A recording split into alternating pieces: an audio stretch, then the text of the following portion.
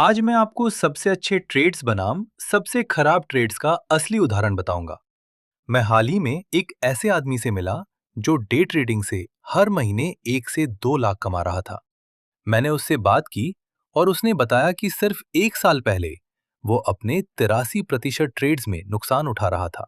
सचमुच उसका win rate सिर्फ 17% था, जबकि वो हर ट्रेड पर 1:2 का रिस्क रिवॉर्ड का लक्ष्य रख रहा था, जो कि बहुत बुरा है। मैंने उससे पूछा कि उसने क्या बदला। उसने कहा, मैंने बस ओवर ट्रेडिंग बंद कर दी भाई। मैं महीने में 100 से ज्यादा ट्रेड लेता था और उनमें से ज्यादातर तो बस बेवकूफी भरे ट्रेड होते थे। मैंने मुनाफा कमाने के लिए अपनी स्ट्रेटजी भी नहीं बदली, बस उन बेवकूफी भरे ट्रेड्स को लेना बंद कर दिया।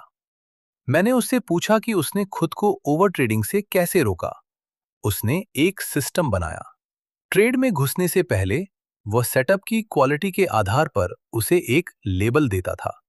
ट्रेड में घुसने से पहले वह हर ट्रेड को A+, ए, बी और सी की रेटिंग देता था।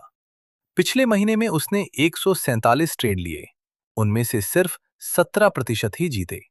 फिर उसने उन ट्रेड्स को देखा और उन सभी को हटा दिया जो A+ या ए सेटअप नहीं थे। उस महीने उसने जितने ट्रेड लिए थे, उनमें से सिर्फ 29 ही इन कैटेगरी में आते थे।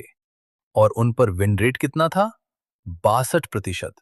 उन ट्रेड्स के लिए उसका औसत रिस्क रिवॉर्ड 1:3 था। इसका मतलब है कि अगर उसने सिर्फ वे अच्छे सेटअप वाले ट्रेड लिए होते, तो उस महीने वो प्रॉफिट कमा लेता। इसके बजाय उसे नुकसान हुआ था। उसने ट्रेड में घुसने से पहले उन्हें लेबल देने की यह आदत जारी रखी। बस अब वह सिर्फ अपने A+ सेटअप वाले ट्रेड्स में ही घुसता था। 1 साल के अंदर ही उसकी फंडिंग बढ़कर 2 गुना हो गई।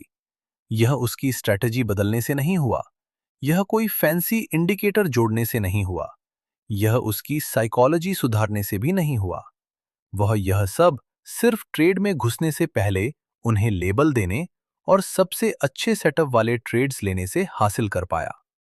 अगर आपको इसमें दिक्कत आ रही है, तो इसे 1 महीने के लिए आजमा कर देखें।